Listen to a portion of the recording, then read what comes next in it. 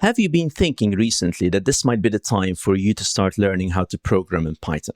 Perhaps you've started to cover some of the basics already through textbooks and tutorials, but now you're ready for a bit more structure, live guidance, a setup that will keep you accountable, someone to ask questions to and discuss what you're learning.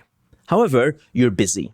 There's work, family, friends, all the commitments you have in your daily life. You do have a few hours a day that you're willing to dedicate to learning this new skill. If this sounds like you, then here at Real Python, we've designed a course just for you. Python for Beginners, Code with Confidence, is an 8-week live cohort-based course.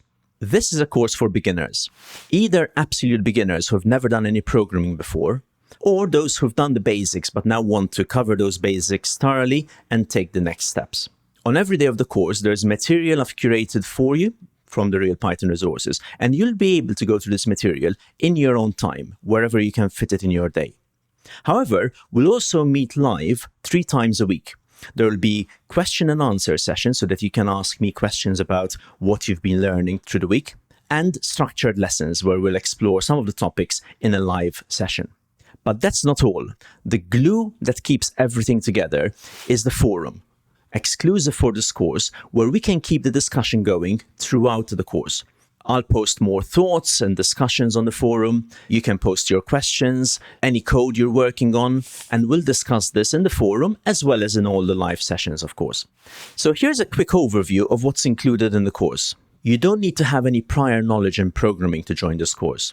For this reason, we'll start from the basics. And the basics in programming include things like variables, if statements, while loops, and other topics. You'll also notice that there are mini projects very often throughout the course. This is important because this is a hands-on approach to learning programming and Python. We'll then move on to week 2 to talk about iteration. This is when we want to repeat something over and over again.